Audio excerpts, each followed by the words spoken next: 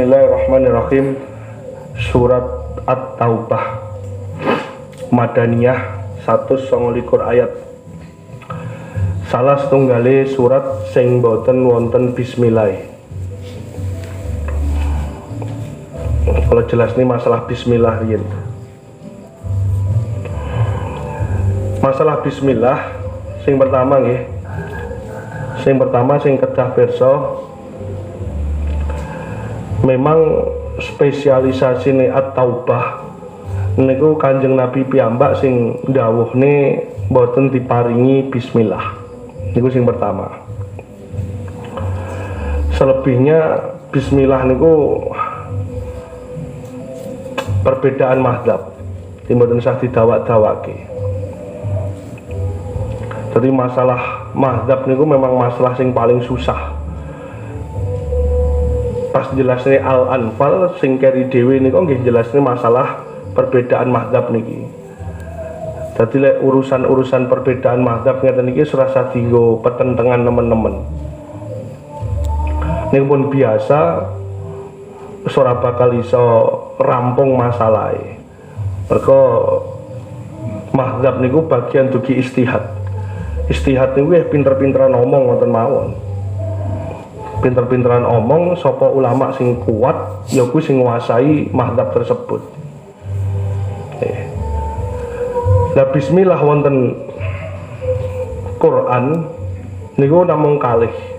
Setunggal wonten Fatihah sing nomor kalih wonten ayat sing Nabi Sulaiman ngirimi surat dumateng Ratu Bilqis. Niku wonten kalimat Bismillahirrahmanirrahim. Niku namung kalih niku. Selebihnya bismillah niku khilaf. Ini ki fair-fairan nggih, niki fair-fairan babakan ilmu. Mazhab awake dhewe kan mazhab Syafi'i sing kabeh kudu gawe bismillah. Lek riwayat dugi generasi tabi'in, riwayate salah setunggal tabi'in insyaallah namine Barokhin niku ngriwayatne aku tahu makmum ning Kanjeng Nabi, tahu makmum ning Abu Bakar, tahu makmum ning Umar. Aku ora tahu krungu piantun-piantun telu kuwi mau maca basmalah. Iki lek fair-fairan nggih, fair-fairan dalam kapasitas keilmuan. Dadi lek jenengan ngerti wong sing salate maca surat tanpa diwiti bismillah kaya imam-imam Masjidil Haram niku nggih biasa mawon. Niku riwayat sing masyhur malah ngendikane Kanjeng Nabi, Abu Bakar, Umar niku mboten atos maos basmalah. Lah ulama-ulama Syafi'iyah teko awake dhewe niki niku maknani asar niku wau. Maknani pangandikane tabiin sing Kanjeng Nabi, Sayyidina Umar, Abu Bakar niku mboten nate maos basmalah. Niku kalimate ngeten, kalimate Barokhin niku ngendikane ngeten, aku tahu makmum ning Kanjeng Nabi, tahu makmum ning Sayyidina Abu Bakar, tahu makmum ning Sayyidina Umar. Aku ora tahu krungu piantun telu kuwi mau maca basmalah. Lah ulama-ulama Syafi'iyah terus bantah utawa jelaske utawa nyarai pangandikane Barokhin kuwi mau.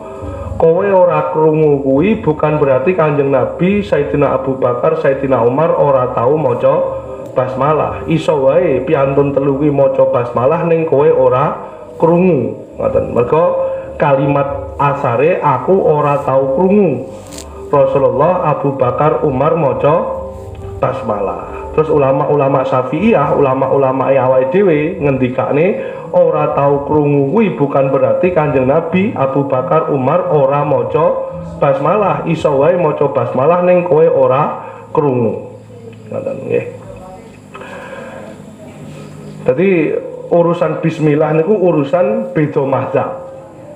Jadi pun jenengan ora maca bismillah lek ngerti ngilmune nggih mboten masalah. Mboten masalah. Nah, bismillah ing dalam surat Fatihah niku jelas nggih. Sedaya ulama nyepakati bilih bismillah ing dalam surat Al-Fatihah niku mlebet ayat sing pertama. Dene kok wonten tiyang sing boten maca basmalah niku nggih rada aneh, tapi itu nggih balik melih bagian dugi mazhab. Contoh ngeten, mikir rada aneh niku ngeten. Tiang-tiang Wahabi tiang-tiang Wahabi termasuk Imam Masjidil Haram niku.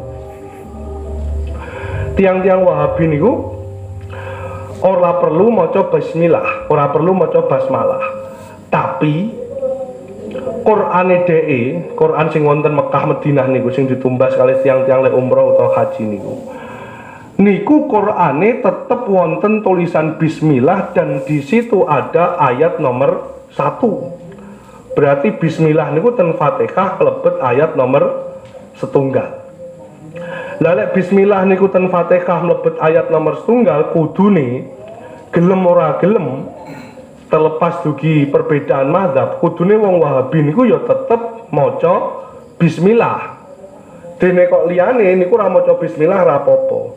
Dadi bismillah sing wajib diwaca niku sakjane bismillah sing manggen wonten suratul Fatihah. Dene bismillah sing manggon ten sanese suratul Fatihah niku posisine sebagai pembatas surat. Jadi surat siji karo surat sijine dibatasi kelawan lafaz bismillah. Tapi ewa semono sing lucu meneh, Quran-Qurane wong Wahabi niku senajan bismillah sebagai pembatas ayat, pembatas surat, niku saben Qurane beda surat niku tetep diparingi bismillah. Lah lek diparingi bismillah kudune diwaca, lek ora oleh diwaca nyapa kok dadak ditulis. Jadi memang niku perdebatan sing mboten wonten telase. Jadi jenengan mboten usah bingung masalah bismillah niku imam damel bismillah napa mboten niku rasa dadi pikirane panjenengan. Jenengan kudu pirsa bismillah niku tetep khilafiyah utawa perbedaan mazhab. Niku diuber kaya apa ya ora ana enteke. Kula panjenengan sing damel bismillah niku ya kudu ngerti. Bilih wonten generasi tabiin niku sing ngendikan Kanjeng Nabi Abu Bakar Umar ora tau aku krungu piantun telu niku maca bismillah. Niku disepakati. Tapi kali ulama-ulama Syafi'iyah dipleset nih, maksud dipleset nih niku nggih disarai utawa dibantah. Kowe ora krungu kuwi iso wae kowe ngomong ora krungu kuwi iso wae Kanjeng Nabi Abu Bakar Umar maca ning kowe ora krungu. Niku wis perbedaan niku sarana entek. Jenengan damel bismillah nggih monggo, mboten nggih mboten napa-napa. Sing jelas bismillah itu wajib diucapkan ketika maos suratul Fatihah. Niku sing pasti. Oke, tadi wong Wahabi, wong Mekah niku nggih kurang konsisten. Kurang konsistennya dalam artian wong bismillah niku ayat nomor 1 ing dalam surat Fatihah, tapi pas ngimami salat pas maca Fatihah kok gak maca bismillah niku ya aneh. Berarti dia meninggalkan salah satu ayat dalam surat Fatihah. Wah niku perdebatan mboten rampung. Nah kemudian surat At-Taubah. Surat At-Taubah kok mboten wonten bismillah setunggal. Kalau memang bismillah niku sebagai pembatas surat, kenapa surat At-Taubah tidak ada bismillah? Setunggal Kanjeng Nabi memang mboten maringi bismillah ing dalam surat At-Taubah. Sing nomor kalih mergo antara surat At-Taubah kali surat Al-Anfal niku isine sami. Isine berbicara tentang peperangan, berbicara tentang perjanjian-perjanjian. Niku sami. Maka sebagian ulama ngendikan salah siji hikmah ora diparingi Fatihah niku mergo isi utawa kandungane surat napa sami. Ngoten nggih. Dadi niku kangge materi sing pertama. Dadi ten Quran niku sedaya bagian surat kalian surat niku wonten bismillah. Namung surat At-Taubah mawon sing boten wonten bismillah. Dan niku pengertiannya ten mriku niku. Jadi pamong mboten wonten bismillah kaping mboten napa-napa. Dadi jenengan ngrungokne ngajine sudes ten napa? MP3 nonton mobil jenengan niku mboten wonten bismillah. Jadi sudes tiambal maca Quran ya walad dolin amin terus langsung alif lam mim mboten wonten bismillah. Bismillah niku diturunke kangge rahmat, sedangkan surat At-Taubah niku isine perjanjian utawa peperangan. Maka ya ora perlu gawe bismillah. Niku supaya urusan bismillah niku mboten rampung dirembuk sewengi. Jenengan sing damel bismillah nggih monggo, ngerti wong sing ora mau bismillah ya jenengan sakniki pun ngerti ngilmune. Dadi pun biasa mawon. Niku kilaf-kilaf ulama sing ora nontek. Dadi kula maksud kula napa to? Jenengan ngaji kali kula niku aja NU Muhammadiyah mawon. Sing gawe bismillah wong NU, sing ora gawe bismillah wong Muhammadiyah. Niku ormas-ormas niku mbok rada dilangi. Niku pertama. Jenengan paham. Jenengan ora tau maca Quran ya ora ngerti. Dadi kula baleni salah satu surat sing boten wonten bismillah wonten Quran niku manggen wonten juz 10 sing surate paring asma surat At-Taubah. Niku rasah maca bismillah. Omong mbok wiwiti kelawan bismillah ya ora apa-apa ngoten lho nggih. Dadi ora usah sepawan iki bismillah bener apa ora terus wedi wis macem-macem. Kowe gelem maca Qur'ane wis apik ngono. Pun paham nggih? Masalah bismillah, sing ora paham takokke. Terus ayat setunggal bara'atun minallah wa rasulihi ilal ladzina ahadtum minal musyrikin. Nomor setunggal. Terjemahane inilah pernyataan pemutusan hubungan dari Allah dan Rasulnya kepada orang-orang musyrik yang kamu telah mengadakan perjanjian.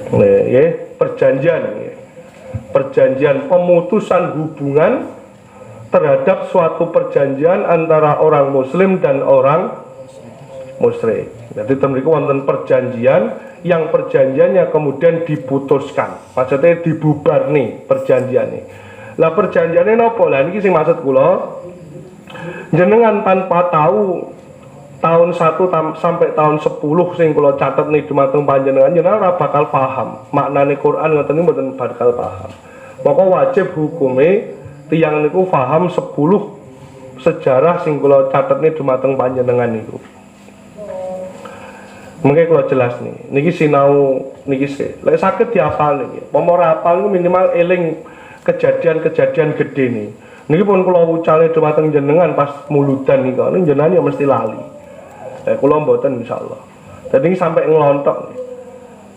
Tahun setunggal wonten kedaden napa, wonten tahun kalih wonten kejadian napa niku akan berpengaruh terhadap makna-makna Quran. Termasuk kangge ngonceki Quran surat At-Taubah niki. Bara'atun minallah wa rasulihi. Pemutusan hubungan dari Allah dan Rasulnya kepada orang-orang musyrik. Sing diputusne apa, sing dibubarne napa. Lah niki lek mboten ngertos sejarah nggih ora iso maknani Quran. Maca tafsir pun nggih mboten paham. Sing nafsiri Quran paham, kula panjenengan sing maca tafsir mboten paham. Niki pentingnya ngaji. Karena ini pentingnya sejarah kudu digawa karo guru, ulama-ulama sing ngerti karo tarikh utawa karo sejarah. Jadi niki kula pinggirne riyen sinau sing ten fotokopine jenengan niku. Niku sing pertama slide-slide nggih sing fotokopian mboten ketinggal. Sing nggone Mbah Mudin ketinggal wonten perbedaan warnane. Niku wonten Romawi, wonten Persia. Jadi budaya peradaban Romawi niku sudah 650 tahun. Persia itu sudah 1176 tahun. Niku luwih tuwek Persia timbangane Romawi. Pun panggil dari Mbah. Ngajeng piyambak nih. Ajeng piyambak. Lah niku lho Mbah gambar. Lah niku lak wonten to. Pun panggil. Nggih niku gambar niku. Lah Islam niku tesih 0 tahun. Jadi Islam belum jadi peta kekuatan dunia sama sekali. Niku sing pertama. Sing nomor kalih mungkin kangge kula jelasne masalah niki nggih.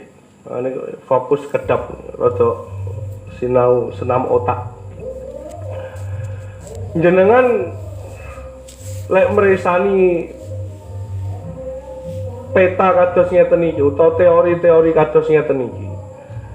Niku seolah-olah Romawi niku dadi sebuah negara, Persia niku ya dadi sebuah negara.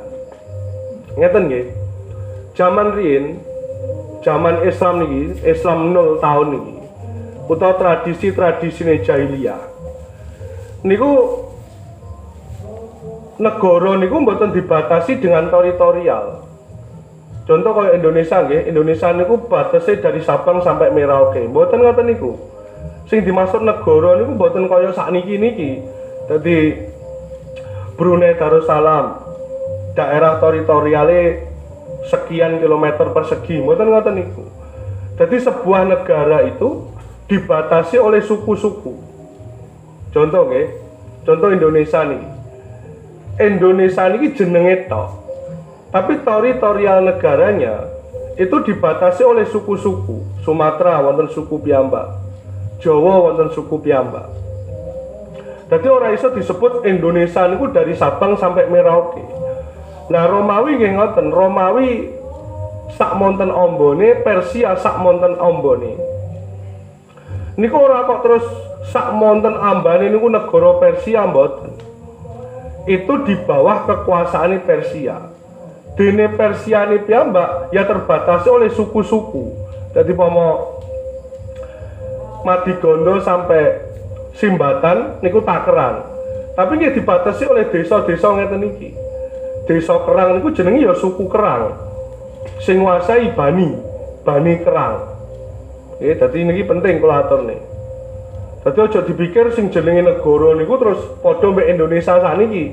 Sing wilayahe dari Sabang sampai Merauke, mboten ngoten. Lah, terus di dalam suku-suku niku namine khulafa. Khulafa niku ndamel hak nggih, mboten ndamel kok. Lek kok mengki dadine khalifah utawa negara Islam, mboten. Sing dimaksud khulafa. Khulafa niku napa nggih? Mitra politik, persekutuan. Contoh ngeten. Takeran nggih, Takeran niku Madigondo sampai Simbatan. Niku wonten suku Kerang, wonten suku Tawangrejo. Lah suku Kerang kali suku Tawangrejo niku bersekutu. Bersekutu niku namine khulafa. Pun paham iki? Lah persekutuan terbesar itulah yang kemudian menentukan dalam hal peribadatan, dalam hal perdagangan itu dimonopoli oleh suku terbesar. Oke, jadi jenengan kudu paham niki. Misal Kerang karo Tawangrejo niki suku cilik, dia bersekutu. Engko lek Tawangrejo diserang, Kerang ya kudu melok. Niku hukum kunone kuno. Ora kaya sakniki. Sakniki kaya bangsane NATO sak piturute niku. Lah, ada suku-suku besar. Suku besar niku katakan Takeran karo Simbatan. Lah ketika Takeran karo Simbatan itu suku yang besar, maka Simbatan dan Takeran ini memiliki peluang untuk memonopoli semua aturan, semua cara perdagangan sampai kepada cara peribadatan. Contohnya mungkin cara peribadatannya wong haji. Wong haji niku zaman Islam dereng dugi niku lek tawaf kudu udo. Lah sapa sing nentokne udo niku suku Quraisy kali suku yang bersekutu dengan suku Quraisy yang paling gede. Geng-gengan lah pomo sakniki. Paham nggih? Dadi aja dimaknani Arab niku terus negara wonten mboten. Lah Persia kalih Romawi niki nggih ngoten, aja disebut negara, tapi dibatasi oleh bani-bani utawa suku-suku. Lah suku yang terbesar yang kemudian itu memonopoli suku-suku yang kecil. Semua harus nurut kepadanya. Niki mengki kalau jelasne sing ayat setunggal niki cerita sejarah niki. Lah Persia sak monten ombone 7,4 juta kilometer persegi niku ombone. Niku 50 tahun pasca wafatnya Rasulullah niku mengke pun dikuasai kali Islam sedaya. Niku peta kekuatan dunia.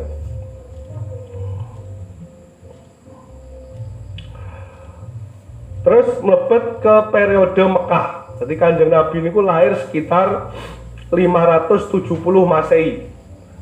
Lahir di Mekah, nampa wahyu pertama 40 tahun, berarti tahun 610 Masehi. Niku mlebet periode Mekah. Pun balik.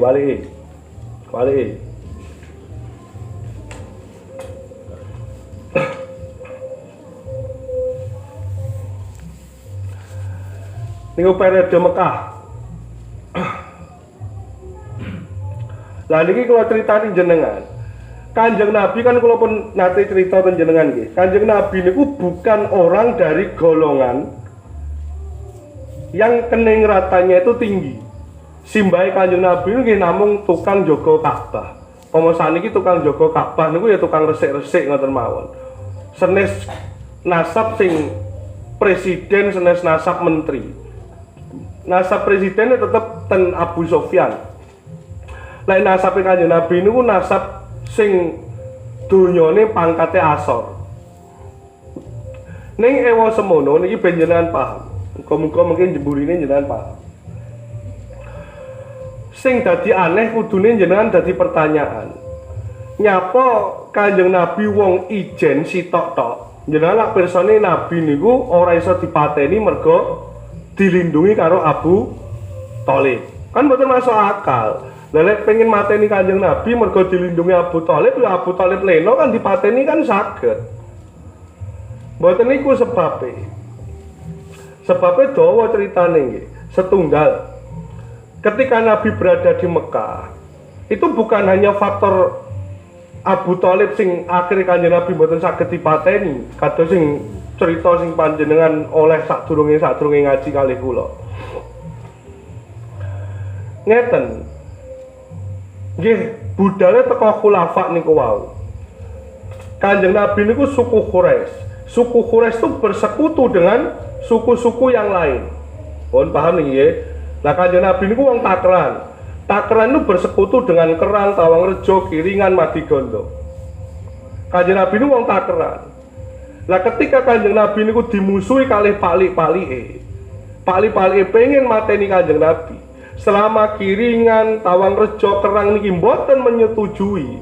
Kemudian wong Takran kok sampai mateni Kanjeng Nabi. Wong Takran itu dilaknat karo suku-suku sing bersekutu dengan Kanjeng Nabi. Paham ya?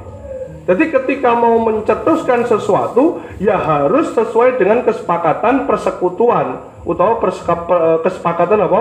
Khulafa niku wau.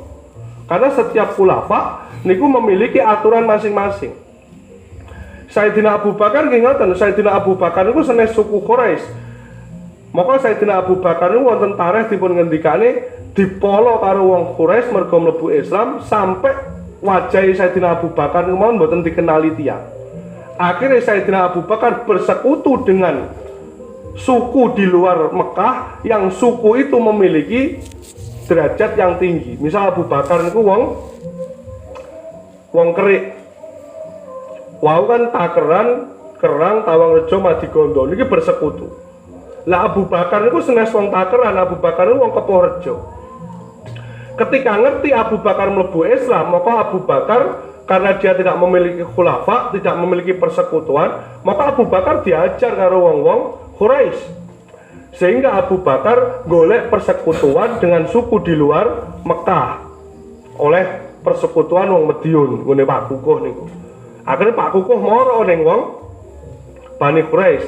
Lek sampai kowe wani molo Abu Bakar sampai Abu Bakar mati, maka sukumu siap tak perangi. Lah wong Takran wedi, lek sampai digruduk karo wong Madiun, ngoten. Paham nggih? Iku sebabe napa kok Kanjeng Nabi niku ora iso dipateni. Ora mung faktor paklike Abu Thalib to, tapi di Mekah niku di Arab zaman kuno pun wonten istilah khulafa. Mitra politik utawa persekutuan utawa kongsi-kongsi sing kados ngoten niku. Maka nanti puncaknya ketika wong Mekah niku wis ora kuat ndelok polahe Kanjeng Nabi, maka Abu Jahal ngelumpuk nih perwakilan-perwakilan setiap kabilah-kabilah dari khulafanya. Kula wangsuli wong Takran bersekutu karo Kiringan, karo Kerang, Tawangrejo, Madigondo. Ada 11 kabilah yang ikut persekutuannya Bani Quraisy. Maka wong Quraisy menugaskan setiap pemuda, setiap satu orang pemuda dari setiap kabilah itu untuk mengirimkan pemudanya. Kemudian dari 11 pemuda niku bareng-bareng ikut campur dalam pembunuhan Rasulullah. Jadi ketika Rasulullah nanti mati, maka suku Quraisy tidak disalahkan oleh bani yang lainnya. Mergo setiap bani ikut campur dalam pembunuhan Rasulullah. Niku sing dialami Kanjeng Nabi ketika Kanjeng Nabi hijrah, sing tempat tidur diganteni karo Sayyidina Ali. Pun mulai paham begini nggih. Jadi orang iso niku hukum adatnya memang seperti itu. Dan suku yang paling besar adalah suku Quraisy. Maka suku Quraisy lah orang yang menetapkan cara perdagangan, menetapkan sistem pasar, menetapkan cara beribadah. Nah, setiap kesepakatan dari suku-suku terbesar ini, hasil mufakatnya disampaikan di Ka'bah pada musim haji. Jadi wong kabeh ngerti. Jadi niku pentingnya jangan ngerti sejarah. Lah, posisi Nabi sendiri, jangan pengen ngerti. Posisi Nabi sendiri tidak bisa dimusuhi, tidak bisa dibunuh oleh orang Quraisy. Wong Quraisy niku 11 kelompok sing bersekutu kalih wong Quraisy niku. Ada salah satu dari orang persekutuan suku niku jenenge Abu Thalib, Pak Li'e Kanjeng Nabi, bapak Sayyidina Ali. Lah wong Quraisy niku duwe panggonan khusus namine Darun Nadwah. Wonten Darun Nadwah niku wong-wong kafir Quraisy niku sering kumpul dan memutuskan sesuatu ten Darun Nadwah niku. Ten Darun Nadwah namine. Lah ketika keputusan apapun dirembuk ten Darun Nadwah, salah satu putusannya adalah membunuh Rasulullah. Abu Thalib salah satu orang yang tidak pernah ACC, tidak pernah deal untuk menyepakati pembunuhan Rasulullah. Pun paham nih? Lah hasil dari Darun Nadwah inilah sing panjenengan sami akhire pirsa Kanjeng Nabi ora iso dipateni mergo dibackingi karo Abu Thalib. Padahal ceritane ngeten iki. Lah nanti ketika Rasulullah ditinggal kalih Abu Thalib, maka sudah tidak ada keputusan dalam Darun Nadwah ini yang tidak menyetujui Rasulullah dibunuh. Pun paham? Lah setelah Abu Thalib meninggal, maka Abu Jahal supaya tidak disalahkan oleh salah satu suku yang bersekutu dengan kaum Quraisy, maka Abu Jahal mengumpulkan seluruh perwakilan pemuda-pemuda dari seluruh kabilah sing bersekutu dengan Bani Quraisy untuk membunuh Rasulullah. Maka wonten tragedi ketika Rasulullah hijrah ke Madinah, daleme Rasulullah dikepung karo pemuda-pemuda perwakilan dari setiap suku yang bersekutu dengan kaum Quraisy. Pun paham iki? Mergo lek salah siji suku mboten nderek, kemudian Rasulullah sampai terbunuh, maka internal suku niki akan rusak. Pun paham iki? Nyapa kok aku ora dijak sepakatan kok mlaku dhewe. Misal ngeten iki mawon, iki perwakilan suku-suku. Jadi kula Takeran, Mbak Mudin Kerang, Pasis niku Tawangrejo, niku Nduyung, ini perwakilan suku-suku. Ketika memutuskan sesuatu, semuanya harus ada dan semuanya harus menyepakati. Lek misal sitok ditinggal, kemudian ada apa-apa dari kesepakatan itu, maka sing sitok niku gak melok tanggung jawab. Maka mesti internal kongsi niku wau, internal khulafa niku wau mesti napa? Kacau.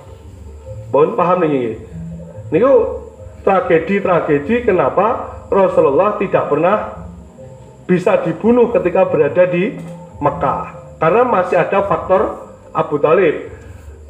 Kenapa faktor Abu Thalib tidak bisa membunuh Rasulullah? Karena di suatu tempat yang namanya Darun Nadwah, Abu Thalib satu-satunya orang yang tidak pernah menyetujui terhadap kesepakatan pembunuhan Rasulullah. Ketika Abu Thalib sedo, maka tidak ada kesepakatan yang beda bahwasanya Rasulullah harus dibunuh dan disepakati dalam satu tempat yang namanya Darun Nadwah.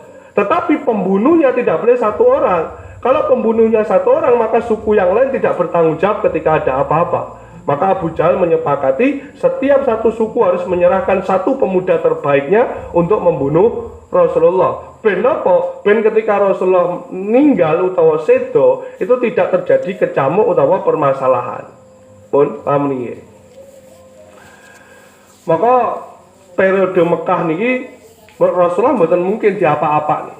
Tapi sing diapa-apa nih adalah orang-orang yang tidak masuk dalam persekutuan niku wau. Namine Ammar bin Yasir, Bilal bin Rabah, Abu Bakar As-Siddiq niku wong sing di Pulau Soro. Nyapa soale mergo tiang-tiang niki wau mboten mlebet dalam khulafaknya Bani Quraisy. Pun paham? Dadi sakniki jenengan pun pirsa sejarah nyapa Bilal bin Rabah disiksa, kok Kanjeng Nabi mboten disik. Pun paham niki nggih soale. Mergo Kanjeng Nabi bagian dari suku Quraisy dan suku Quraisy di situ ada kongsi-kongsi dengan suku yang lainnya. Pun paham niki nggih. Nah, akhirnya mergo Kanjeng Nabi nesake, maka sahabat-sahabat niki wau dipun dawuhi Kanjeng Nabi hijrah wonten Habasyah. Niku sing wonten Al-Maidah ayat 8 dosa kali. Dibuka Mas. Al-Maidah sing apil luwih cepet timbang buka Quran. Alam-alam ngajine sejarah. Al-Maidah 82. Wis. Ya ini wis diwaca karo Google nih. Pripun? Sesungguhnya kamu dapati orang-orang yang paling keras permusuhannya terhadap orang-orang yang beriman, ialah orang-orang Yahudi dan orang-orang musyrik. Dan sesungguhnya kamu dapati yang paling dekat persahabatannya dengan orang-orang yang beriman. Pun. Niku perintah hijrah ten Habasyah. Jadi kowe dimusuhi karo wong musyrik, tapi kowe duwe bolo sing niku wau, orang-orang yang paling dekat dengan napa? Kaum muslimin. Lah sing dimaksud niku Habasyah. Sing filmnya kalau setel mriki riyen. Nah niku nggih. Niku dawuhe Allah taala didhawuhi hijrah Kanjeng Nabi ten Habasyah. Maka sahabat-sahabat yang tidak masuk khulafa sing disiksa niku wau kali Kanjeng Nabi didhawuhi napa? Hijrah ten Habasyah. Pun paham nggih? Maka Kanjeng Nabi ora bakal disiksa wong Kanjeng Nabi bagian dari kesepakatan toh. Niki lho kesepakatan niki terus Kanjeng Nabi itu salah satu di antara kita. Mosok Kanjeng Nabi yang disiksa kan mboten mungkin. Tapi sing disiksa mesti nyuwun sewu. Pak Trianto mboten derek kongsinya kita, gitu. Terus mungkin sinten melih Bapak Imam Denit mboten derek kongsinya awake dhewe. Kan mereka pasti disiksa. Karena mereka tidak masuk dalam komunitas awake dhewe. Lah sing ora melok komunitas awake dhewe kali Kanjeng Nabi didhawuhi hijrah dan Habasyah. Terus Baiat Aqobah 1, Baiat Aqobah 2, suku Aus dan Khazraj. Niki nggih kula caosi pirsa panjenengan. Wong Islam niku lek pun mlebet politik niku mesti uripe niku mesti mesti napa?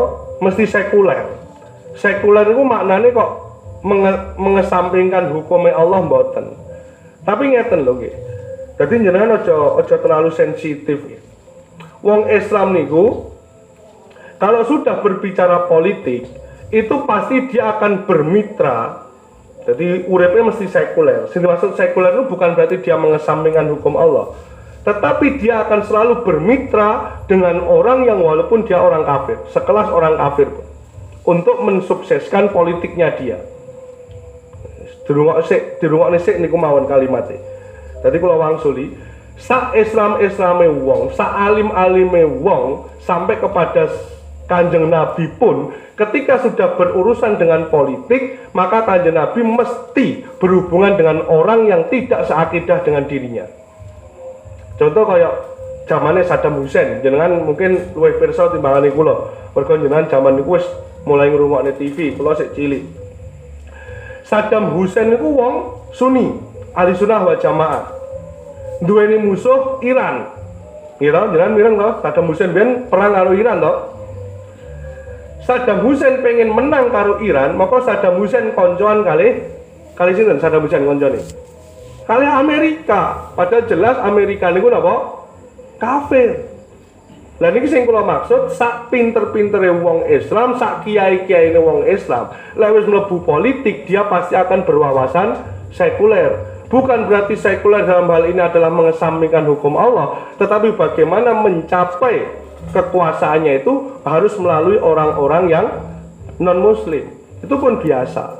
Niku ya ora sambokne niku ora Islam utawa akidahe ora tegak sak piturute mboten. Ketika ranahnya sudah politik, niku ora enek wong Islam niku sing murni mboten wonten. Bagaimanapun PKB, P3 ya pasti koalisi dengan PDI untuk memuluskan jalannya menjadikan seorang bupati atau wali kota. Makanya salah setunggal hikmah, ya ora mungkin partai Islam ning Indonesia niku saged dibubarni. Mergo mayoritas Islam Indonesia, wong Islam Indonesia yang duweni partai Islam, terus untuk mensukseskan roda politiknya dia juga membutuhkan orang Islam. Wong Islam dhewe ya ora iso gede suarane, akhirnya wong Islam dhewe ya kudu berkoalisi dengan partai-partai yang bukan Islam. Jadi ora sanggungun PKB sing ahli sunnah wal jamaah koalisi karo PKS sing jelas-jelas ning kono enek katok cingkrang. PKB, P3 jelas partai Islam, Masumi apa? PBB partai Islam harus berkoalisi dengan PDI yang di situ banyak orang kafirnya. Itu ora masalah. Oh niku bagian dari khulafa zamane kuno sadurunge Kanjeng Nabi niku wae. Lek riyen kula nate jelasin dumateng panjenengan, ora enek barang halal niku 100% halal. Kaya bapak kula mawon, ibu kula saged budal haji mergo bakulan kulae dagangan ten Cina. Kan kula menjelaskan ngoten. Lah dalam perpolitikan pun sama. Kanjeng Nabi saged urip ten Mekah, Kanjeng Nabi saged urip ten Madinah terutama. Niku ya wonten jasane tiang-tiang Yahudi. Ketika Rasulullah niku didhawuhi hijrah ten Madinah, Kanjeng Nabi ini ngeten lho, logikane jenengan ben paham. Kanjeng Nabi niku ora bakal iso manggon ten Madinah lek Kanjeng Nabi niku tidak berkhulafa dengan suku Aus dan suku Khazraj. Sinten mriki kula tulis niki. Ketika Kanjeng Nabi berkoalisi, ketika Kanjeng Nabi niku berkongsi, bersekutu dengan suku-suku Yahudi, maka Rasulullah bisa hidup di Madinah. Niku sing kemudian dijeluk nih suku tiang-tiang Ansor. Lelek Kanjeng Nabi niku mboten bersekutu kali suku-suku terbesarnya orang-orang Madinah pada waktu itu, mboten mungkin Kanjeng Nabi iso urip ten Madinah. Pun paham nggih? Karena pada waktu itu tidak ada negara. Wilayahnya hanya dibatasi suku-suku. Sak kerang niki mawon kadang-kadang logikane jenengan kudu iso mikir, sak kerang niki mawon kudune dikuasai oleh dua suku, suku kerang kali suku tundan. Niku pun biasa zaman biyen. Dadi negara niku mboten dibatasi batas selatan jembatan, batas utara jembatan kali likasan mboten ngoten. Tapi perbatasan sebuah negara niku dibatasi kali kewenangan sinten suku. Pun paham nggih? Lah akhirnya ten mriku wonten baiat 1, wonten baiat 2. Pun kalau jelasnya dumateng suku Aus kali suku Khazraj. Niku nggih diancam. Jadi ngeten ceritane nggih, baiat Aqobah niku. Jenengan ten niku tambahi catatan-catatan ten ngandhape niku. Wonten nomor 3 nggih, baiat Aqobah 1, baiat Aqobah 2. Wonten surat At-Taubah ayat 11. Dibuka apa ini? At-Taubah ayat 11. Kalem-kalem. Sungguhnya Allah telah membeli dari orang-orang mukmin diri dan harta mereka dengan memberikan surga untuk mereka. Mereka berperang pada jalan Allah, lalu mereka membunuh atau terbunuh. Janji yang benar dari Allah di dalam Taurat. Nggih. Nggih. Ngeten ceritane nggih, dudoyo ben ngerti. Niki Madinah nggih. Wonten Madinah niku wonten suku Aus, suku Khazraj. Ini hidup bersampingan dengan orang-orang yang memiliki keturunan Yahudi. Ini ceritanya baiat Aqobah iki. Lah wong Yahudi niku duweni kitab, kitabe Taurat. Dan kitab Taurat niki pun disebutne bakal wonten nabi akhir zaman.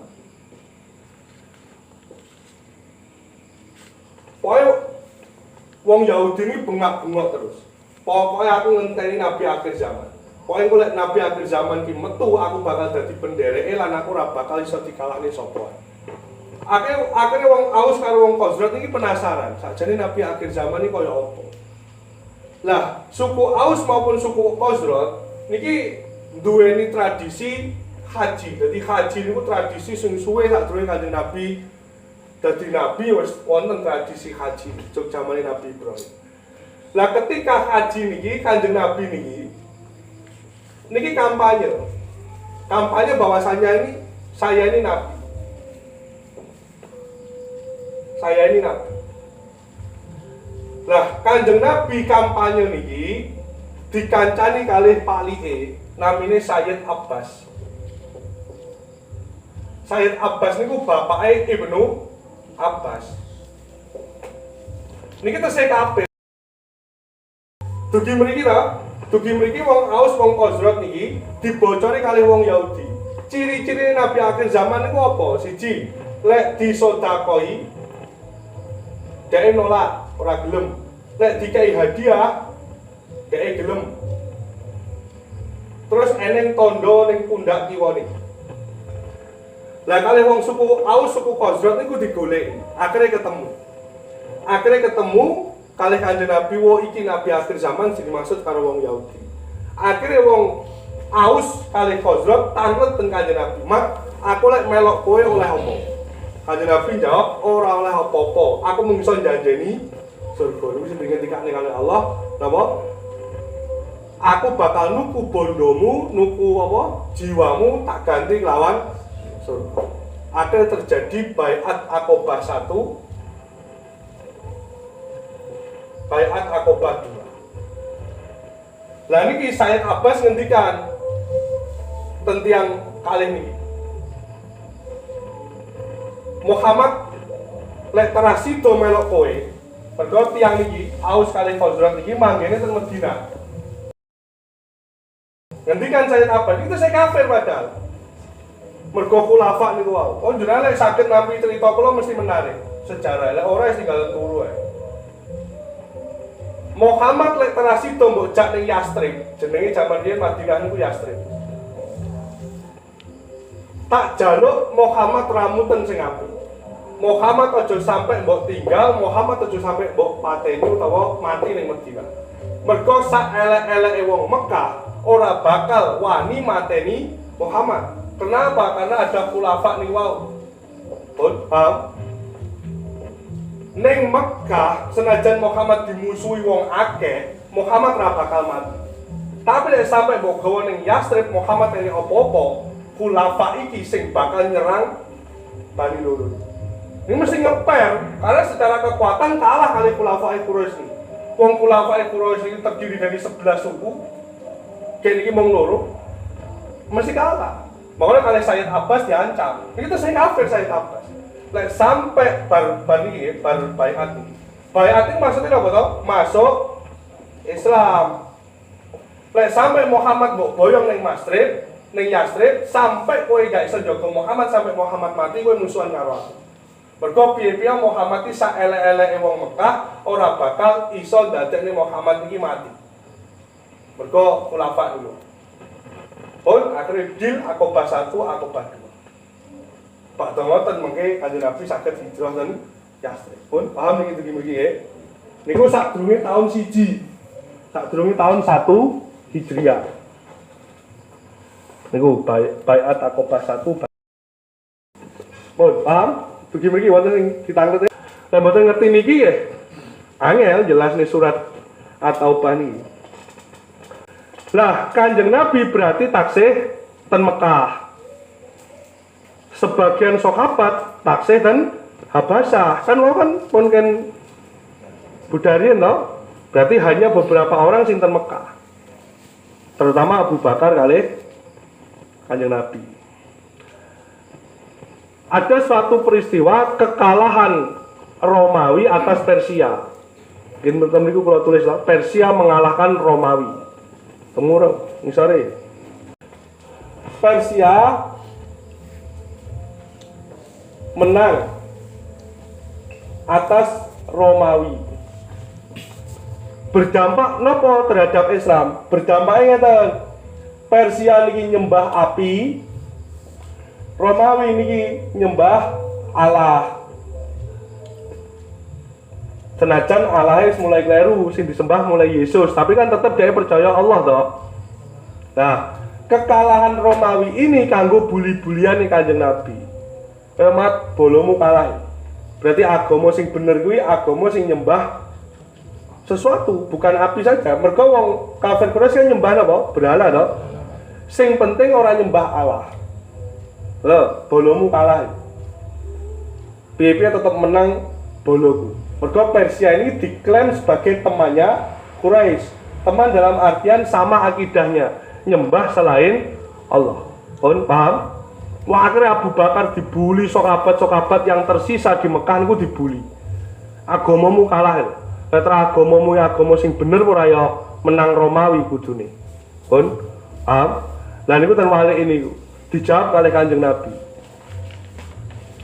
Ghulibatir Rum fi adnal ardi. Diwaca Mas. Ar-Rum ayat 2 sampai 4 terjemahane.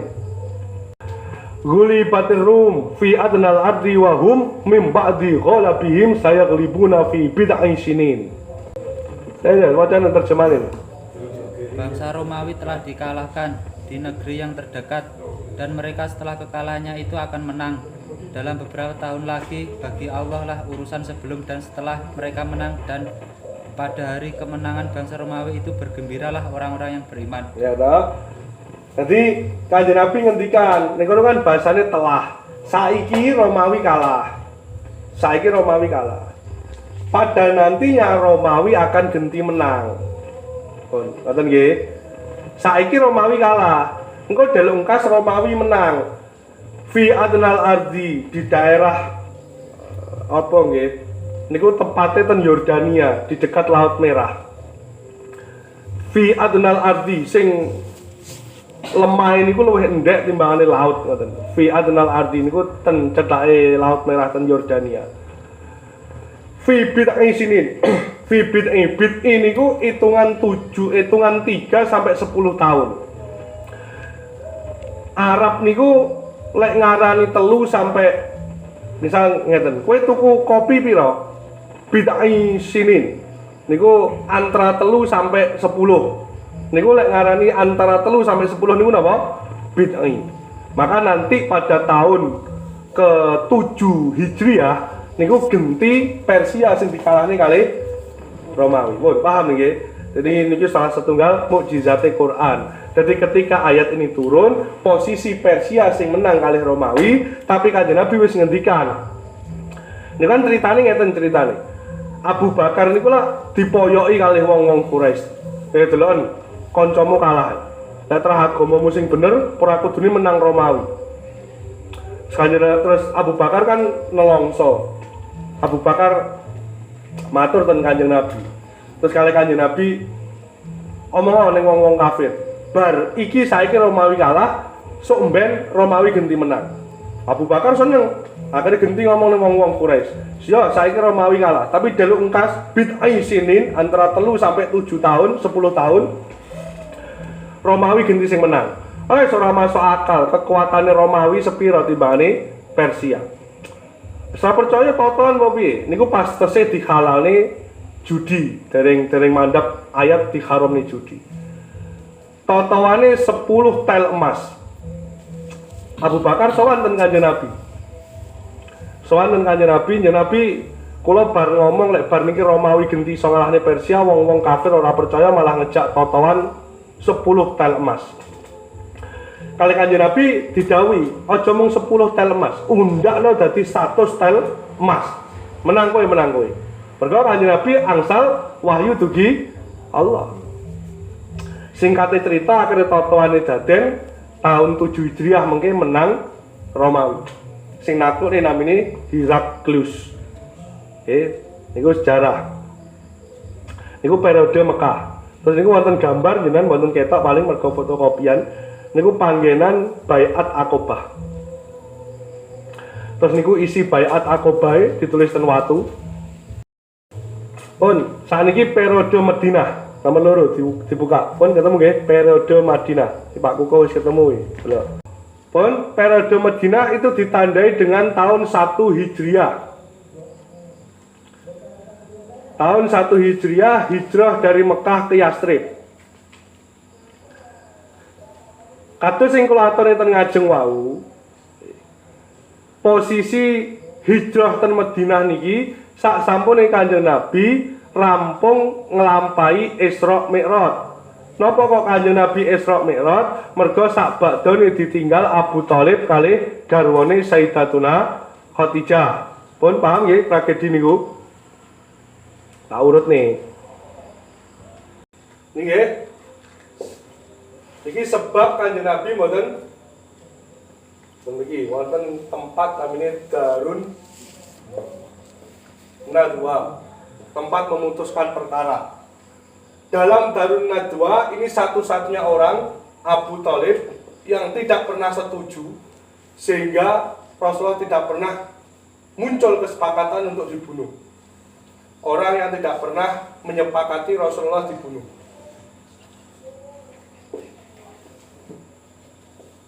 Bon, sak sampune khulafa niki 11 suku niki Abu Thalib niki sedo mati, disusul Khadijah mati.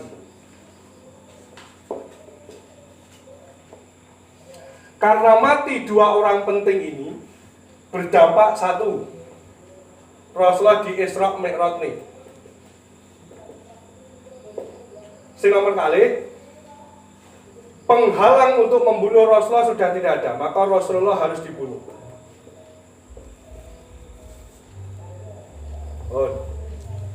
Nah, cara membunuhnya Rasulullah, maka 11 suku ini mengirimkan 11 pemuda terbaiknya untuk mengepung rumah Rasulullah. Seling. Nah, mergo Kanjeng Nabi dikepung daleme, akhirnya tempat tidurnya digantikan oleh Sayyidina Ali. Nah, niki sing akhirnya dadi dasare wong Syiah. Sing Nabi niku ya terah Ali, buktine sing ning nggon turune Ali wis akhire kula jelas ini. Iki kejadiane moko ten niku kula tulis yang pertama sinten? Sayyidina Ali. Mergo ngenteni panggonan sarene Kanjeng Nabi. Pun paham ta? Iki Rasulullah sudah mulai dibunuh. Iki. Mergo Abu Thalib pun sedo. Bisa sampune tiang kalih niki sedo. Khadijah niki sebagai pemasok dana, Abu Thalib sebagai penggagal kesepakatan Rasulullah untuk dibunuh. Dalam khulafa 11 suku niku, namanya khulafa. Kongsi-kongsi suku niku. Amin. Saat niki Rasulullah sudah waktunya untuk hijrah dan Madinah. Lah sahabat yang berada di Habasah ini ditarik pulang ke Mekah, disuruh berangkat lagi ke Madinah. Jadi asalnya ke Mekah, disuruh hijrah dan Habasyah, didawi kondur malih dan Mekah, terus dikongkon Buddha dan Madinah. Kayak nomaden, pindah-pindah terus. Mergo Islam sih cilik. Dan sampai periode ini belum ada ayat yang disuruh untuk perang. Ayat perang itu mungkin sak sampune ten Madinah. Ini kan sing Mekah toh. Dadi mboten wonten ayat sing dawuhi Kanjeng Nabi didhawuhi napa? Perang. Terus Kanjeng Nabi miyos kali Sayyidina Abu Bakar. Niku sahabat-sahabat pun bidal ten Madinah. Terus mampir ten Gua Sur. Jenengan sing umroh ya mesti mampir ten Gua Sur. Sing Sayyidina Abu Bakar ndelik ten Gua Sur kali Sayyidina kali Kanjeng Nabi sing guwane ditutupi karo kala monggo nika. Terus mampir ten suatu tempat namanya Masjid Kuba. Terus Kanjeng Nabi sampai ten Madinah. Terus royokan manggen omah kula mawon. Ben untaku mandeke nang ndi ya kuwi omah sing bakal tak nggoni. Lah untane Kanjeng Nabi mandhap ten omahe Abu Ayyub Al-Ansori niku nomor 4 niku. Pun ketemu?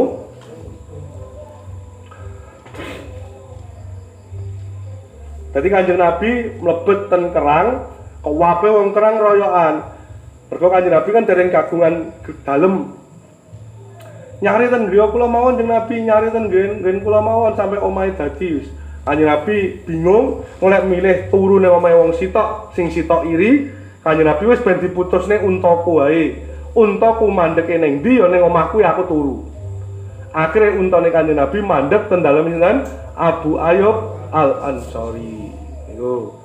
Abu tambahi ten mriku keterangane, Abu Ayyub Al-Ansori niku makome wonten Istanbul, Turki. Mergo Abu Ayyub Al-Ansori umure wis 80 tahun ketika Muawiyah anake Abu Sufyan pengen menaklukkan Konstantinopel. Abu Ayyub Al-Ansori melok dadi pasukan perang. Urung sampai perang mergo wis tuwek, akhire mati ning dalan. Abu Ayyub Al-Ansori mati duweni wasiat kon nguburne ning makom ning lemah sing paling cedhak karo Konstantinopel. Akhire Abu Ayyub makome wonten Turki, wonten Istanbul. Sahabat Ansor.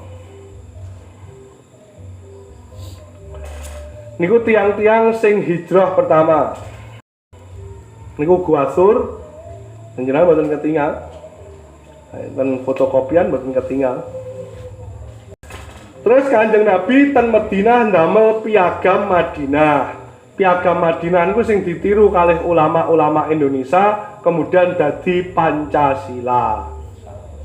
Mergo ten Yastrib niku berbagai macam suku, berbagai macam agama.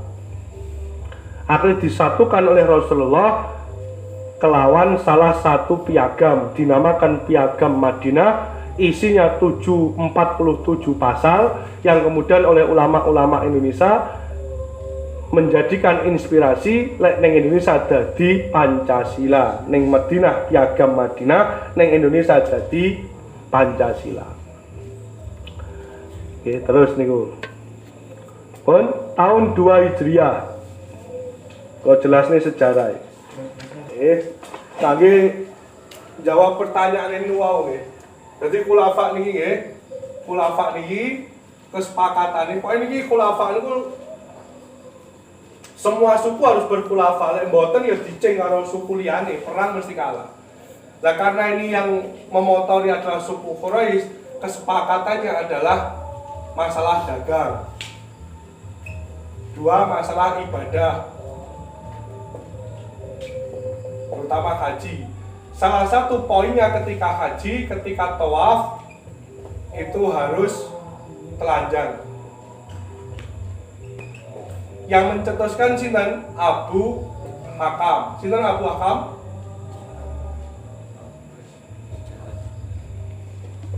Jadi Abu Jahal itu julukane Abu Hakam. Sing julukne sinten? Sing julukne nggih 11 suku sing berkhulafa niku wau. Dadi ngeten iki wong 11 suku ngeten iki sing pencetusé sinten? Jenengan Man Gus. Lah akhire kula niku jenengan juluki Abu Hakam, bapake kebijaksanaan. Pun paham nggih? Niku. Mengke bakal sampai dugi ayat pertamane Wisnu niku wae. 2 Hijriah terjadi perang Badar. Pun kula jelasne panjenengan perang Badar. Sing nomor kalih wong muslim melawan kaum Yahudi Bani Qainuqa. Sebabnya wong Yahudi melanggar perjanjian. Sing melanggar perjanjian wong Yahudi. Melanggar perjanjian apa? Melanggar perjanjian Piagam Madinah. Dan mriku mboten wonten jenengan tulisi.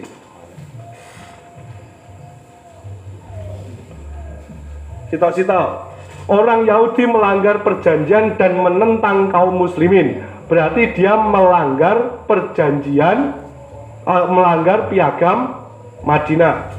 Teko titik nih lho. Pun terjadi pengepungan selama 15 malam oleh Rasulullah dan akhirnya Yahudi Bani Qainuqa diusir dari Madinah. Diusir diusir di suatu tempat yang namanya Khaybar. Pun jenengan tesih emut ta dawuh Allah dek wingi ten surat Al-Anfal, ten surat sadurunge At-Taubah nggih menika surat Al-Anfal, bilih wong Yahudi bakal dimusuhi karo sapa wae sampai kiamat. Lah salah setunggalé dimusuhi kalih Rasulullah pada zamannya Rasulullah sugeng. Sadurunge Rasulullah sugeng, wong Yahudi pun dimusuhi kalih Nebukadnezar. Dewi pun kula jelasin. Jenengan nyatet. Dan ini kaum Yahudi dimusuhi malih. Tapi zamannya Rasulullah mau dipindah ora adoh ten Khaybar. Dadi pomo Madinah niku kerang, paling wong Yahudi mung dipindah ten Madigondo, sik cedhak. Mungkin zamannya Sayyidina Umar dipindah ke Palestina kon ngalih.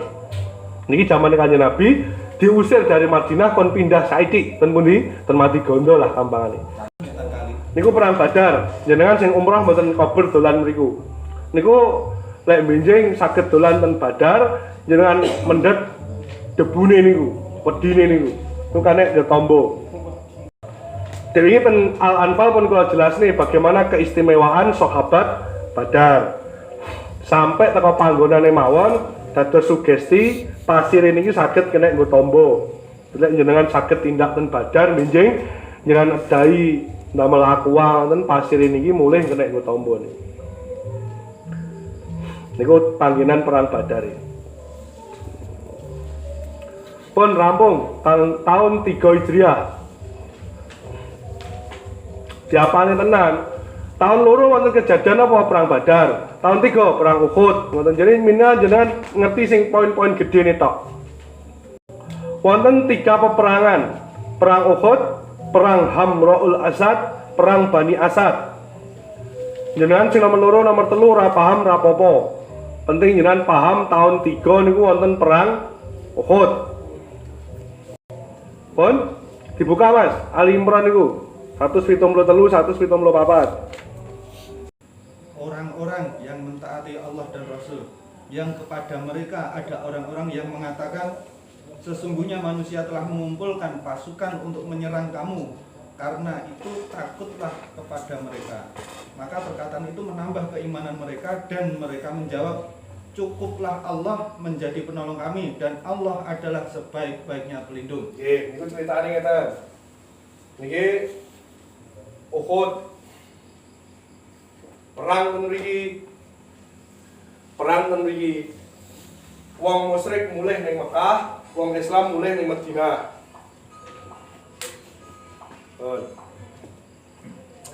Ketika wong Islam mulih ning Madinah, niki wong Islam di Kanjeng Nabi dibocori kali Jibril.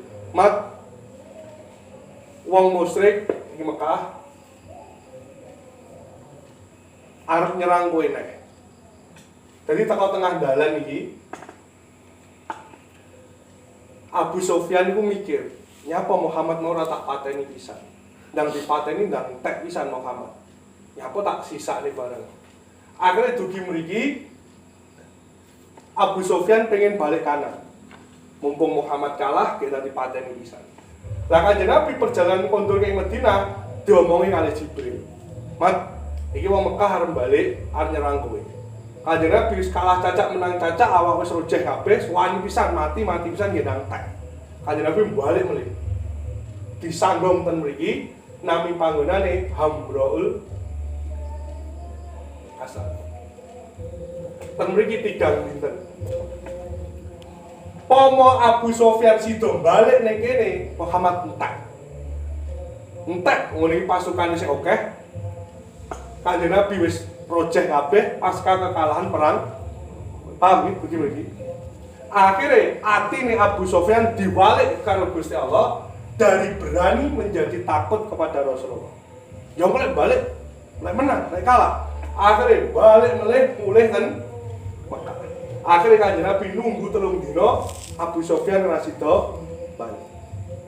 Paribasane Kanjeng Nabi kan ditekok ning Jibril. Jibril jarine Abu Sufyan balik. Gak sida mat atine wis diwalik karo Gusti Allah dari wani menjadi takut. Maka terkenal dengan nama Hamraul Asad. Mboten sida perang. Pun paham? Sak badane 3 dina ten mriki kondur ten Madinah. Teko ning Madinah keceh-keceh sik urung mari leh tatu, sik kesel wis diserang karo Bani apa? Nomor 3 niku. Diserang kali Bani Asad. Ning Kanjeng Nabi saged menang tapi. Mergo tuan rumah deh. Pun nggih? Di Hamraul Asad itu nggak jadi perang. Waktu sudah perang. Terus mulai teko omah, lagi teko wis diserang karo Bani Asad. Perang ten mriku. Ditambahi ten mriku, mboten wonten mriku. Terjadi setelah perang Uhud. Itu pemimpin-pemimpinnya pun kula tulis sendiri. Niku lokasine Uhud sing jenengan umrah pun sami tindak ten mriku. Niku gununge Uhud. 4 Hijriah sakniki. Bani Nadir niku nggih wong Yahudi. Diusir pisan kalih Rasulullah ten Khaibar. Dadi wong Yahudi dikelompokne ten Khaibar. Terus niku wonten sebab-sebabe mudhun ayat kunut nazilah. Terus salat khauf. Niku sebabe perang-perang niku. Panggih nggih. Dadi gara-gara wonten tragedi Ar-Rajji kali Bir Maunah niku wonten akhire kunut nazilah. Gara-gara wonten Zatur Ar-Riqa maka wonten salat khauf. Sak Qur'ane pun kula tulis ten mriku. Pun 4 Hijriah sing pengen ditangleni sing pundi? Beneran? Tahun 4, sakniki tahun 5. Tahun 4 Bani Nadir, nggih dieling-eling nggih. Pertama sing diusir Bani Qainuqa. Nomor kali sing diusir Bani Nadir. Sing nomor 3 tahun 5 Hijriah sing diusir Bani Quraidah. Niku tiang-tiang Yahudi sedaya. Diusir ten Khaibar sedaya. Tapi tahun 5 Hijriah itu yang paling fenomenal nggih menika perang Khandaq, perang Azab. Sing Kanjeng Nabi damel parit atas sarannya Salman Al-Farisi sing dugi Iran. Niku wonten Quran surat Al-Ahzab ayat 9. 5 Hijriah, wonten ditangkene? Yang 4 Hijriah tadi terjadinya perang Khaibar. Boten. Tahun 4 Hijriah Bani Nadir diusir ke Khaibar. Boten perang ten Khaibar tapi diusir ke Khaibar. Tragedine niku nggih. Nggih, perang Bani Nadir. Terus wonten melih tragedi Ar-Rajji dan Bir Maunah. Nomor 2 niku kan pun kula nomor itu niku. Tragedi-tragedi yang terjadi pada tahun 4 Hijriah niku niku. Pun 5 sakniki. Nah, 5 niku. Perang Khandaq.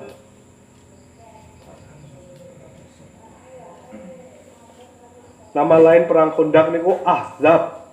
Dibuka Qur'ane. Al-Ahzab ayat 9. Orang ini orang ngaji. Al-Ahzab ayat 9. Hai orang-orang yang beriman, ingatlah akan nikmat Allah yang telah dikaruniakan kepadamu ketika datang kepadamu tentara-tentara. Lalu kami kirimkan kepada mereka angin topan dan tentara yang tidak dapat kamu melihatnya. Jadi Kanjeng Nabi itu ora tau menang perang sakjane, Pak. Dengan ben ngerti. Sing menang ning perang itu mesti Allah.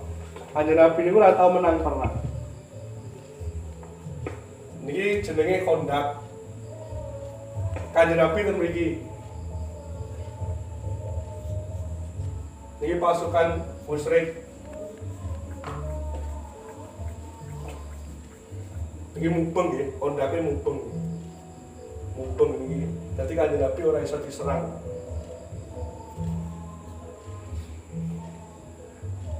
Saling jalan logika mawon. Niki kuda terbaik pun saged ngelompat, niki manah ya ora iso ngelompat. Mergo tumpukane pasir mau ditumpuk ten mriki. Jadi dipanah ya ora kenek, jaran lompat ya ora iso.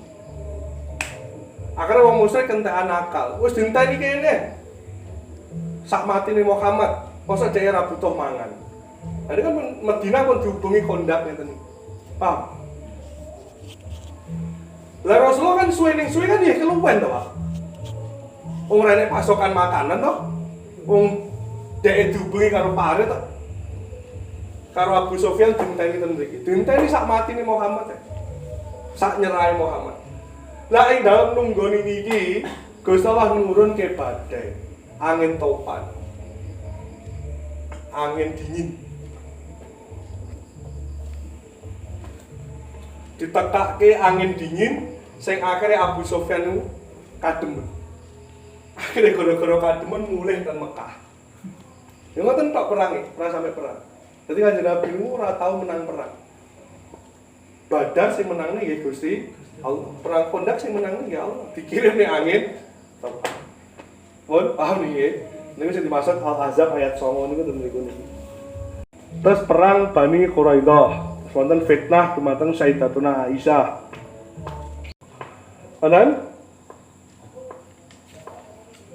fitnah Sayyidatuna Aisyah. Nggih, sudah selingkuh. Ditengeri mawon mengke dugi ayat niku mengke pas ayat niku mengke pas wonten tafsire. Pun nggih. Tahun 6 Hijriah. Nggih. Ngeten lho.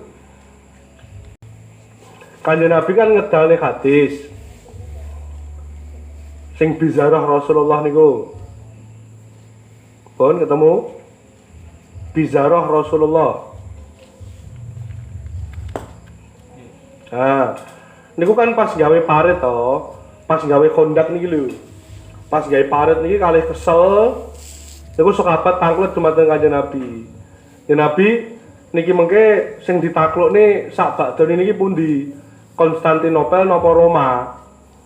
Jawabane Kanjeng Nabi, Konstantinopel. Pun nah, diterusne hadise lataf tahannal Konstantiniyah. Wis, pun diterusne hadise lataf tahannal Konstantiniyah. Bakal ditaklukne Konstantiniyah, bakal ditaklukne Konstantinopel. Falanikmal amiru amiruha. Sebaik-baik pemimpin adalah pemimpin yang menaklukkan Konstantinopel. Walanikmal jaisu dalikal jaisu. Dan sebaik-baik pasukan adalah pasukan yang menaklukkan Konstantinopel. Pun paham begini? Nah, karena hadis inilah semua sahabat pasca meninggalnya Rasulullah berbondong-bondong pengen menaklukkan Konstantinopel. Dimulai dari Abu Ayyub Al-Ansari, Yazid bin Muawiyah, Maslamah bin Abdul Malik, Harun Al-Rasyid dinasti Abbasiyah, Bayazid I, Murad II niku pun mbah-mbahe Muhammad Al-Fatih. Sampai terakhir Muhammad Al-Fatih sing naklukne Konstantinopel. Berarti Muhammad Al-Fatih niku fala nikmal amiru amiruha. Sebaik-baik pemimpin sak donya niki nggih Muhammad Al-Fatih. Sebaik-baik pasukan nggih pasukane Muhammad Al-Fatih. Pun paham toh? Berarti kan dari 6 niki tidak ada yang berhasil. Mboten wonten sing berhasil nggih namung Muhammad Al-Fatih. Pernah dicoba oleh orang-orang tersebut, karena mereka mengingat hadis Rasul. Nggih. Sebaik-baiknya. Sapa ngerti aku kan ngono lho.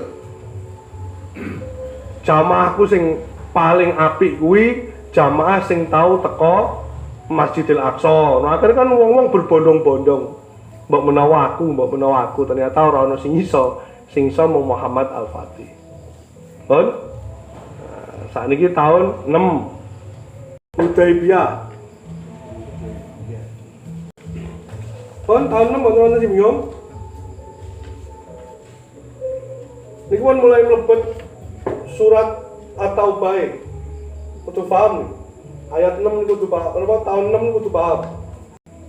Ora paham tahun 6 ya ora paham burine. sahabat Utsman diutus Rasul. Nah niku wonten tulisan ini. Tidak kembali nih kan. Nggih niku di Sandra 3 dina niku. Oh, nek pun dilewati, nek dereng ditanglet nih napa sing mung paham. Nek pun paham tahun 7 Hijriah. Saya mendekati surat At-Taubah nih, tahun 7 Hijriah. Penaklukan Khaybar, Al-Fat ayat 20, dibuka Al-Fat ayat 20. Kemudian, Al-Fat 20. Allah menjanjikan kepadamu harta rampasan perang yang banyak yang dapat kamu ambil, maka dia segerakan harta rampasan perang ini untukmu. Wis, ngono ya ceritane niku ya, Al-Fat niku. Jadi urusane ayat niku, Al-Fat 20 niku, urusane kali tahun 6 Hijriah. Ketika kaum muslimin dijanjeni karo Kanjeng Nabi iso umroh, ternyata ora iso umroh. Wong-wong muslimin golo kabeh, kecewa kabeh. Saking kecewane omongane ra karu-karuan. Wis jarene Nabi ngipine kok salah. Karena dalam ngipine Kanjeng Nabi didhawuhi umroh kali Gusti Allah. Bareng teko Mekah ternyata kok dicegat ten Hudaybiyah. Bar dicegat teko Hudaybiyah dikongkon mulih ten Madinah. Lah sahabat yo kecewa. Jarene Nabi kok ngipine kleru. Akhirnya mudhun ayat dalam perjalanan pulang dari Hudaybiyah niku. Kanjeng Nabi pikantuk wahyu dibeto Jibril sing intine umatmu omong ngono rasa sedih. Ngeten. Gampangane ngeten nggih. Niki wong 700 orang diajak umroh. Tahun 6 niki. Ternyata umrohnya batal. Maka sahabat kecewa. Lah sahabat kecewa niki ketika perjalanan pulang Rasulullah pikantuk wahyu. Omong ngono sahabat-sahabatmu ora usah kecewa. Nanti pada tahun 7 Hijriah 700 orang iki ora oleh luwih. Mergo sing melok umroh ya 700, sing melok penaklukan Khaybar ya wong 700. Maka orang 700 sing kecewa niki wau dadine seneng mergo dhek dapat ghanimah. Ghanimah dari mana? Dari penaklukan Khaybar. Lah nyapa Khaybar ditaklukne? Mergo wong Yahudi ngumpul ten mriki kabeh mulai tahun 2 Hijriah nyen buka. Mulai Bani Qainuqa, Bani Nadir, Bani Quraizah sedaya ngumpul ten Khaybar iki. Pun, paham? Bapak ayatnya piye nu mau ayatnya? Allah menjanjikan kepadamu harta rampasan perang. Nah, niki Allah menjanjikan ghanimah. Harta rampasan perang dari penaklukan Khaybar. Ayat sing diwaca Wisnu niku ketika di sini, ketika perjalanan pulang dari perjanjian Hudaybiyah. Wis, paham? Dan nanti tahun 7 benar-benar terrealisasi. Jadi Kanjeng Nabi dawuh sakniki terrealisasi ini tahun depan. Ini tinggal duduhnya nek Muhammad Nabi tenan. Bon, paham ya? Itu tahun 7. Nah, tahun 7 sing kula tulisne wau, tahun 7 terjadi suatu tragedi Romawi mengalahkan Persia. Akhirnya Sayyidina Abu Bakar menang judi. Ini sadurunge judi diharam nih. 100 tel emas. Waktuane Sayyidina Abu Bakar. Sing ngalahne pemimpinnya Romawi namine Heraklius. Tamriku pun kula tulisi, The Great Heraklius. Pun ya, saat ini tahun 8, dan ini mulai mlebet ayat surat At-Taubah. Quran surat An-Nasr. Dibuka dia. Idza jaa nasrullahi wal fath. Pun 8 Hijriah. Termriku wonten sebabe persekutuan dari Bani Quraisy dari kafir Mekah melanggar perjanjian Hudaybiyah. Ini dia tambahin termriku. Kan termriku napa Fathul Mekah 10 Ramadan 8 Hijriah. Lah nyapa kok saged Fathul Mekah? Karena sekutu dari kaum kafir Quraisy Mekah melanggar perjanjian Hudaybiyah. Terus perang Hunain At-Taubah ayat selawe, coba selawe sampai 17. Sungguh Allah telah menolong kamu mukminin di banyak medan perang, dan ingatlah perang Hunain ketika jumlahmu yang besar itu membanggakan kamu, tetapi jumlah yang banyak itu sama sekali tidak berguna bagimu. Wes, ngono nggih. Dadi niku perang Hunain. Tapi niku mboten penting untuk menjawab surat At-Taubah, sing penting tahun 8 penaklukan kota Mekah. Idza jaa nasrullahi wal fath wa ra'aitan nasa yadkhuluna fi dinillahi afwaja fasabbih bihamdi rabbika wastaghfir innahu kana tawwaba. Paham nggih? Goro-gorone sekutu bukan orang kafir Quraisy, tapi sekutunya khulafa'nya orang kafir Quraisy melanggar perjanjian. Ngeten gampangan nggih. Niki Islam, niki kafir Mekah. Islam duweni bolo A, kafir Mekah duweni bolo B. Islamnya mboten melanggar perjanjian, kafir Mekah mboten melanggar perjanjian. Lihat khulafa niki. Tetapi sekutunya kafir Mekah B niki nyerang atau perang karo A. Pada salah satu perjanjian Hudaybiyah tidak ada perang selama 10 tahun. Tetapi sekutunya kafir Quraisy, kafir Mekah ini menyerang sekutunya Islam. Maka dianggap kafir Mekah melanggar perjanjian. Akhirnya Kanjeng Nabi nglurug kota Mekah, disebut penaklukan kota Mekah. Pasukannya 10.000. Pun itu kan wonten isi dari perjanjian Hudaybiyah kan wonten teman. Pun Mekah wis ditaklukne Islam. Pun nggih tahun 8 nggih. Tahun 8 perhatikan iki. Ini tahun 8 pun beresane mriki. Terus tahun 9 iki 8 Hijriah nggih. Tahun 9 perintah haji. Perintah haji tahun 9. Pun jangan fokus mriki mawon. Mungkin tulisan niku mengke pun paham ya, Pak. Niki surat At-Taubah. Perintah haji. Nabi mboten derek. Nabi tidak haji. Pemimpin haji nih Abu Bakar. Pemimpin haji nih Abu Bakar. Nabi posisi wonten Madinah dikancani Sayyidina Ali.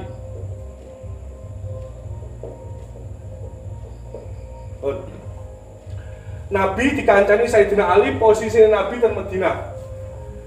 Tahun 9 Hijriah Abu Bakar mimpin haji. Ketika Abu Bakar sampai di Mina, kan wukuf sak piturute ini kan bagian dari rukun haji, ini kan wonten sing ten Mina. Ketika Abu Bakar berada di Mina, Kanjeng Nabi pikantuk surat At-Taubah niki. Wis paham? Wis paham nggih?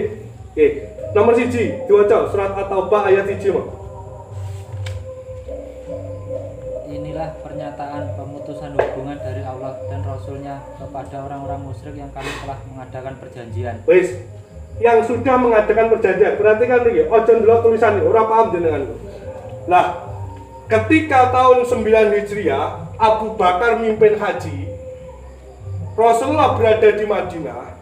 Rasulullah pikantuk ayat pertama dari surat At-Taubah. Maka Sayyidina Ali didhawuhi manggihi Sayyidina Abu Bakar ten Mina. Kon nyampe nih ayat At-Taubah ini. Bahwasanya mulai hari ini lepas perjanjian antara Muslim dan musyrik.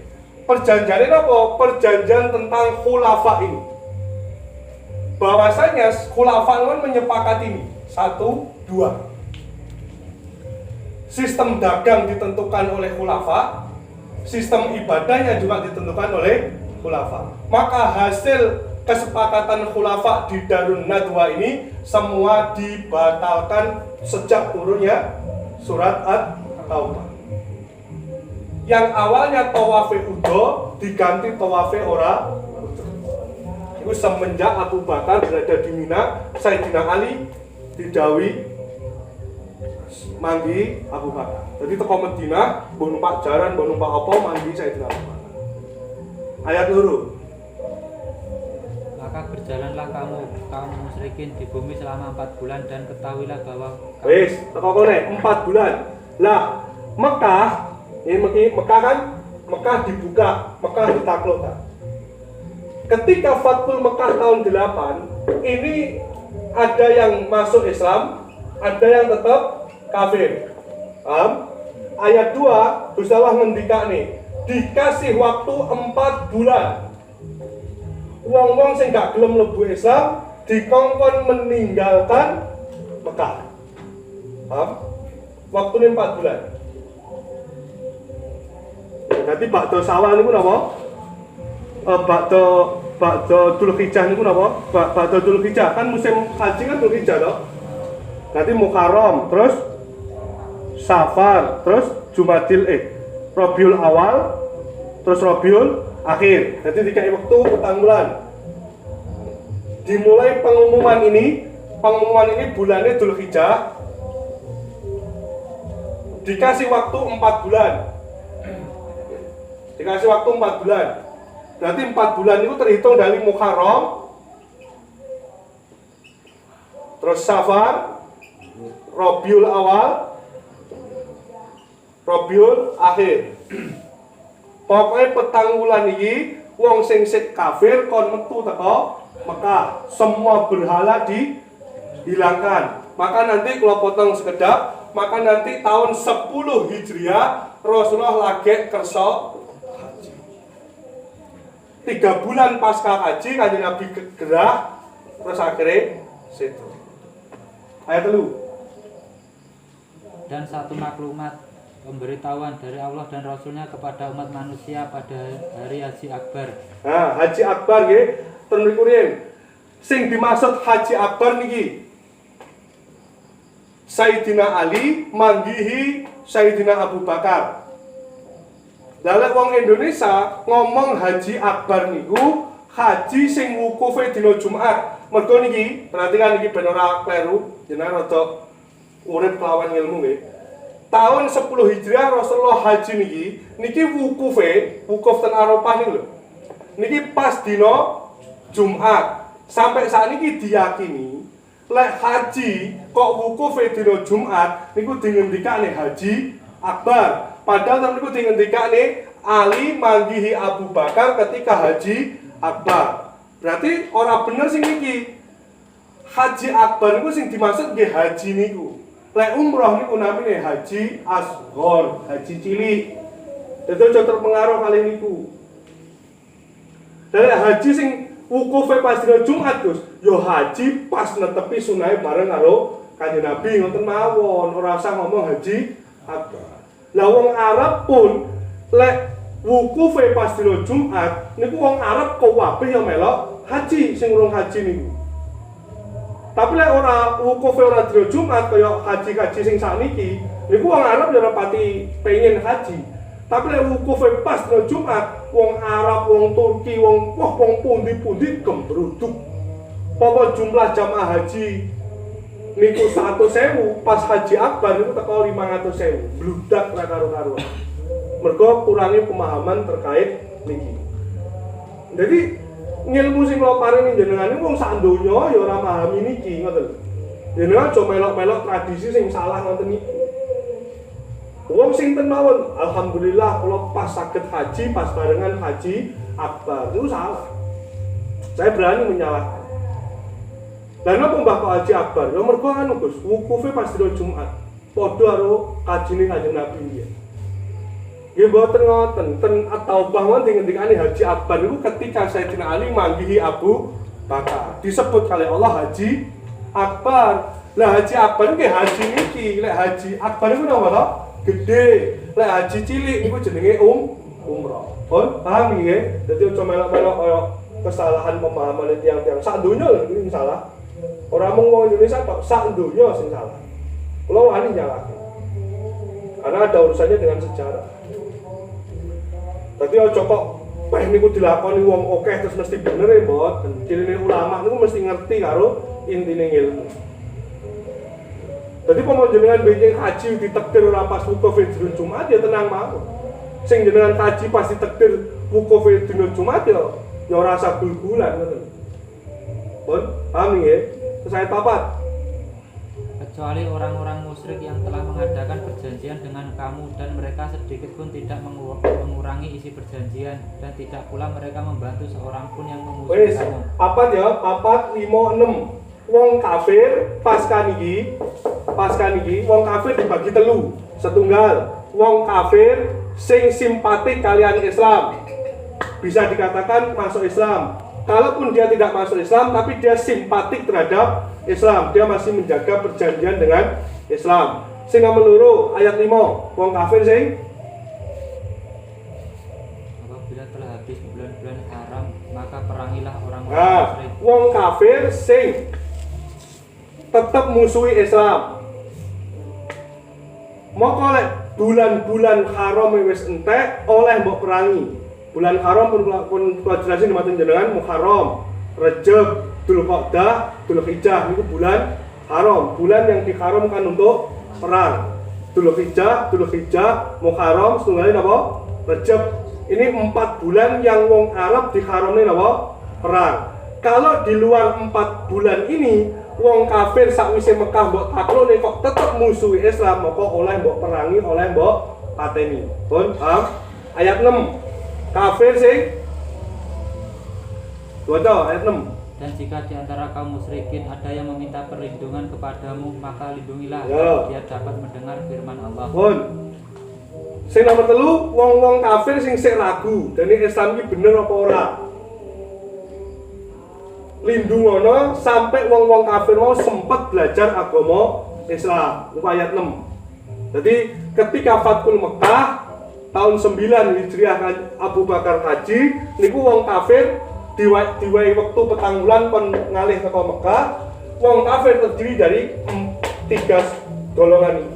Wonten wong kafir sing akhirnya mlebu Islam, kalaupun tidak masuk Islam dia simpatik terhadap Islam, atau wong kafir sing tetap musuhi Islam maka oleh diperangi. Wong kafir sing ragu. Tak jadi Islam ki apa to? Maka sing ragu niku kudu mbok ulang. Ayat 6. Itu Bagaimana mungkin ada perjanjian aman di sisi Allah dan Rasul-Nya dengan orang-orang musyrik, kecuali dengan orang-orang yang kamu telah mengadakan perjanjian dengan mereka di dekat Masjidil Haram Hudaybiyah. wis. Nggih, dadi wong-wong niki ditutup lawan ayat itu. Lek panjen Islam ya dadi dulurmu, lek tetep kafir oleh mbok perangi, sing ragu ya diwulang Islam. Sampai dia krungu ayat-ayat Al-Qur'an. Jadi ngajine dalu niki sampai ayat itu. Nggih. Tahun 10 akhirnya Mekah resik dugi berhala, resik dugi wong-wong kafir, maka Mekah Al-Mukarramah disebut sebagai tanah haram. Tanah haram itu hanya orang Islam yang boleh tinggal di situ. Lek Mekah keharamane atas dasar Allah Ta'ala, lek Madinah keharamane atas Rasulullah Muhammad sallallahu alaihi wasallam. Jadi Madinah niku didadekne tanah haram karena rekomendasinya Rasulullah. Kalau Mekah tanahnya haram karena memang ditakdir haram kalian Allah langsung. Wonten surat At-Taubah niku. Jadi yang mengharamkan tanah Mekah niku langsung Allah. Lek Madinah sakjane mboten haram, tapi atas rekomendasi Kanjeng Nabi Madinah jadi haram. Palestina keharamannya atas rekomendasi Sayyidina Ibrahim alaihissalam dan Sayyidina Musa alaihissalam. Niku 3 kota suci yang diharamkan tanahnya dari orang selain Islam. Niku tahun 10 Hijriah Haji Wada.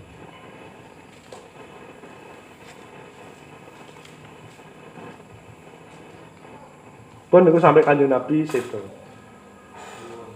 Pun sing kirang paham dipun tangletaken, kirang aku nyuwun pangapunten, wallahul muwaffiq ila aqwamit thoriq, wal afu minkum. Wassalamualaikum warahmatullahi wabarakatuh.